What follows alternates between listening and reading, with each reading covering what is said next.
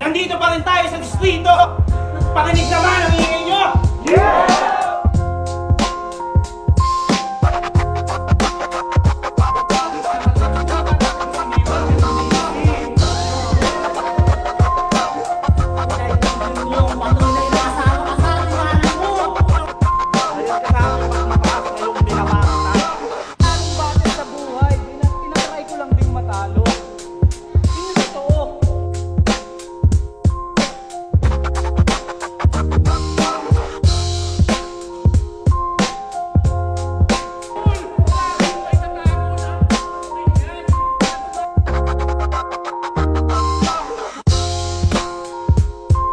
Nandito tayo ngayon sa distrito.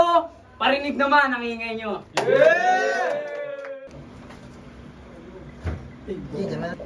Nandito tayo ngayon sa distrito. Parinig naman ang ingay nyo. Yung labang paparating, Gumaka versus sa Timonan. Rapper sa kanan ko, pakilala ka. Proper yun. Saguan. Sep, sa Gumaka, busy. Toss coin. Asan na yung points namin? Heads or tails? Tails. Heads. Sino mauna? Yun, nanalo ng toss coin si Taguan. Pinili niya mauna si Sep. Papatapusin natin kung ilan yung hinanda niya kahit 5 minutes pa. Game! Okay, game? Game! Siya nga pala si Taguan. At pinaglihi siya sa gabi. Kaya madulas, mailap, di nyo siya mahuhuli. At ang kasunod kong sasabihin ay kanyang mga hobby. Mahilig siya mag-inom, manilip at mang-rape ng babae. Ang target nitong edad, 15 at 25. Bago niya ipasok ang tubo, nilalagyan niya ng katingko. At wala ng pero-pero, mahilig to mang-reto. Kaya kung manggagaling sa'yo ang reto, puta ang hirap. Binibigay mo sa tropa, mga bagong kidnap. At usapang palaro pag piyesta, wala sa iyong uubra. Ikaw ang pinakamagaling sa agawan ng kobra.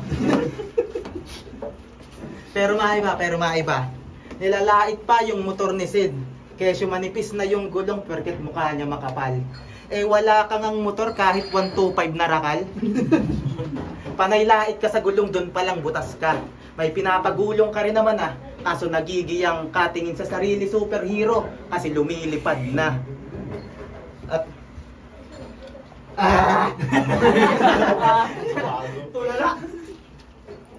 At loyal daw yung jeep niya. Kaya ba't nagawa niya magloko? Game. At loyal daw yung jeep niya, ba't nagawa niya magloko? Di nagtagal, nagkaayos, tuwan-tuwa ang lokong to. Hindi ka pa nakaradar at ang buod ay nabuo. Ganto itsura niya sa iba nung magkaaway pa kayo. Tingnan nyo, ninanamnam. Tingnan nyo, ninanamnam. Birahin ko yan kung dyan. Tingnan nyo, ninanamnam. Pinasubo, gago. Hindi ko pa ba nabanggit sa'yo? Na ako nag-comfort sa kanya nung magkaaway. Tayo namin, isipin mong mabuti. Quality yung pusi, bawat tusok kumakatas na parang tender juicy. At ngayong gabi, makakatikim to sa akin ng puot, pait, pag-ikot ng paningin. Matalo ka man sa laban, panalo ka sa Citogen. Yo! Yeah. Una barat! Pakinggan natin, Taguan. Tangina, nagpakita ng itsura ng babae. Tangina, sino ba yan? Tangina, kamukha mo yung babae. Sumusubo ng burat. Ulul! Yo! Taguan versus Sep. Tingin ng ilan ay tagilid. Kaya kayo yung mangilig. Ngayon tatapusin ko na tong taong sagad na sa tulig. What's poppin', JMC? Batang fourth kalaban, alam ko na agad yung game plan. Di makakapagsimula yung ikot pag walang ambagan. Oh, di ba ganyan kayo sa grupo nyo? Sanay kayo sa pasahan? Kaya pala batang court, sanay kayo sa pasahan. Pero pas na dyan, kasi pas na yan. O na kanino na, o sige last na yan. Kanino na, o sige last na yan. Nagambagan pa, para lamang ako'y tapatan. Ang wak naman, bitin lang yung inabot ng inyong pinag-aambagan. O, ambag, ikot, bitin, inuman yung pinupunto ko, huwag mong masyadong dibdibin. Di ko pinupoint out yung babae, ayaw ko siyang pulutanin. Pero si Sep, nakilala siya sa lines niya na patawa. Kaya nung malaman ko siya na makakalaban, talagang exciting talaga. Pahihirapan ko tong si Joker sa pang-interrogate kong dala. Dito Batman vs Joker, redwood kalaban mo tanga. Kaya kahit magtago ka, hahabulin kita. Babalik ako sa nakaraan. Yan, kalimutan ko. Babalik ako sa nakaraan. Bibigyan ko ng isang solid na job, mama mo. Mama mo. O, di ba, very demure. Puta, may sulit pala ako dito. Nakakaidol mo sa akin.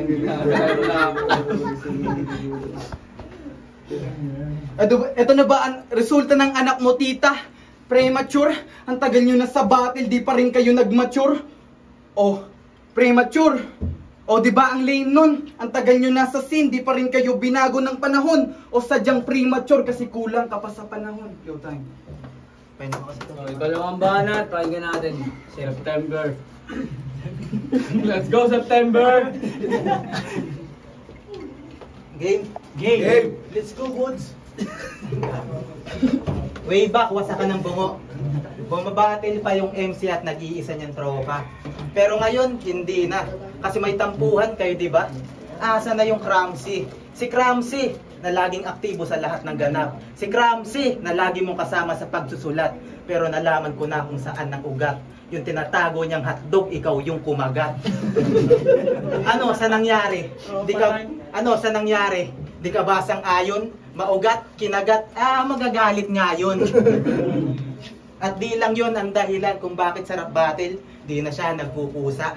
Kasi sinapaw mo sa kanin yung alaga niyang pusa. Puta, wala kang awa. Para masabing bituka niya ihalang, kailangan pa pumatay ng hayop nitong hayop na to. Total hayop ka naman, ako ang kakatay sa'yo. Pero di ka lulutuin at sasabaw ng madilaw. Hanggang katay ka na lang ulol, manatili kang hilaw. Dahil aabutin nito sa akin ay durog yan ang panata. Bugbog sabay hilata. Gutom na ang madla kaya lahat nakatunganga. O kanina ko lang naisip, kamats niya si Makata. Puro sabaw walang laman ang mga baramot talata. O kanin, sabaw, laman. Wala pa bang nakakakuha? Nanireference ko na yung Paris dahil kahawig niya si Diwata. Oo, kahawig niya si Diwata. Yung chicken, ginawa niyang siken. Pangalan ng iyong kababata. Yung nagko-comfort. Okay. Yung chicken, ginawa niyang siken. Pangalan ng iyong kababata. Yung nagko-comfort sa'yo at nagsusubo ng batuta. Ang dakilang tagalambing at tagabilog ng iyong muta. Pero ganun pa man, andyan ang chicken at Paris, yan ang aking handog. Kung bitin ka pa sa mga yan, busog ka sa akin sa suntok. Dahil gutom siya sa improvement. Aba, napaka-nice. Hinainan na ng kanin, hindi pa rin nag-rise. At kita nyo naman na bawat round, hindi ako nagpipigil. At doon pa lang alam nyo na, ito'y walang awang pagkipil. Ay. Yeah. Round 2. Yo! Kamukha ko daw si Diwata. Just a little bit. Ikaw nga kamukha mo sa TikTok, yung nagbabite lip. Umiyak. Oo, lalayo ka pa kayo. Oo. Another one. Sorry for another one. Yo! Round 2 na. You still be here. Ito mga taga sa amin. Ulit. Round 2 na. You still be here. Ganito yung mga itsura ng mga taga sa amin. Na-addict sa beer. Puro boka sinasabi, cannot be here. Pero taob ka pa rin sa akin na parang isang case ng beer. Isang case ng beer. Sa pagsusulit, isang case ng beer. At aaminin ko, ang hirap mong hanapan ng angle. Kaya sa pagsusulat, struggle. Paano ba naman? Mas bihira ka ng bumatel kaysa sa akin. Pero kahit ganon, ikaw ay mamamain. Ako yung mas bata pero ikay mamamain.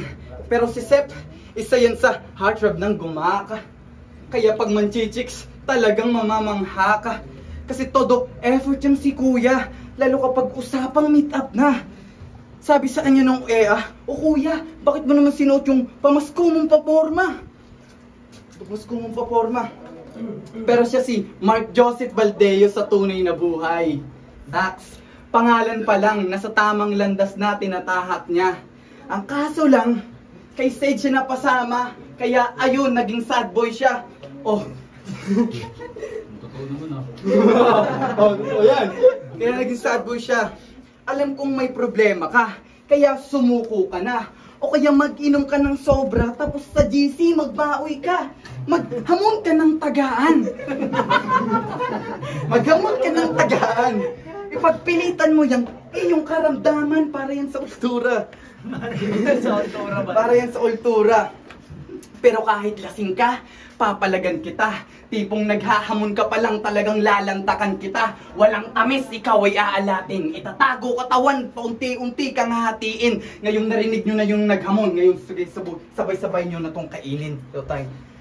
Hamon, kainin. Okay, game? Game. Ghostwriting. Yan ang lagi nilang bato sa amin. Walang patunay at ebidensya, mga utak, walang laman. Kasi ito ang mala ghostwriter sa ghostwriter sa likod ng gagong yan. Masasabing ikaw nga si Taguro kapag usapay sulatan kasi binubuo ka na maraming katauhan sa iisang katawan. At say, tama ba kapag kalbo overpower?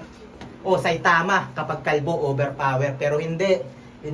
Isa ka lang kalbong rapper, di ka overpower, di mo rin matatanggal sa ulo mo ang dikit ng rubber planger. Alam niyo yung rubber planger?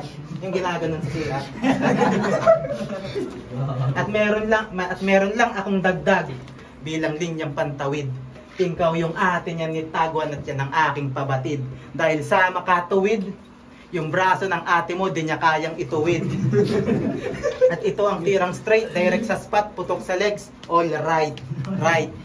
Hita lang ang kaya niyang ituwid, naka-victory pose all night. Pero walang tumatagal sa puki niyang mabantot.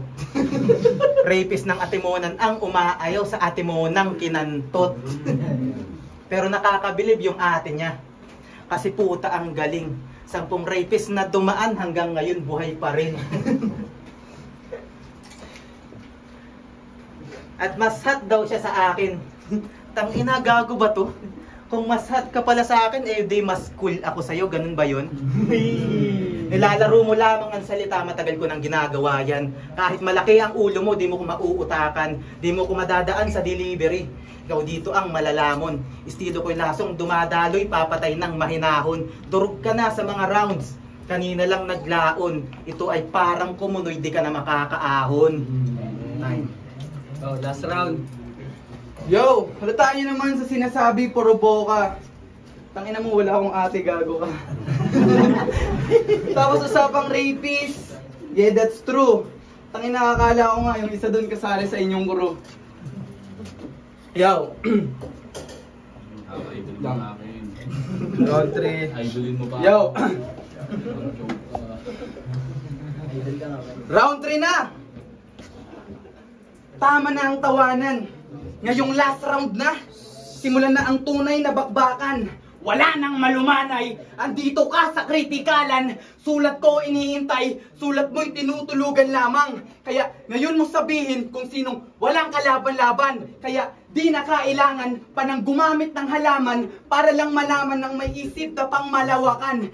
Di lang pang kalawakan, batid pang kalahatan. Tila ako'y isang anghel na bumaba sa kalupaan para lang paslangin ng taong makasalanan. Pasintabi sa madadaanan. Malamig mong bangkay ay tatapakan. Dumadaanak na dugo'y madadaanan. Kaya ilabas nyo na ang pangmalakasan para makita kung pambalagbagan. Parang Kian de los Santos pinatay ng walang kalaban-laban. Walang kalaban-laban. Oh, akala mo siguro sasabay ako sa iyong galawan. Tangina mo, Waki, dapat sa'yo pinapupunta sa party ni Pididi. Pididi. Talagang gaganitin kang grabe. Habang siya'y in heat, ikaw naman stay at cool. Habang ikaw naman stay at cool. Talagang gaganitin ka kahit gamitan ka ng baby oil. She knows. Yeah, tayo. Goku! Uy, gago! Another one. Yo, check. Gabi ng bagsakan ah. Tagwan versus Sep. Magingay para sa labang yun.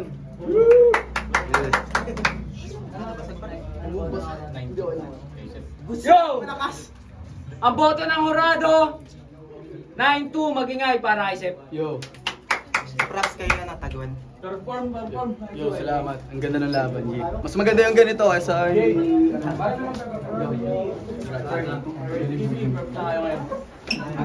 Kada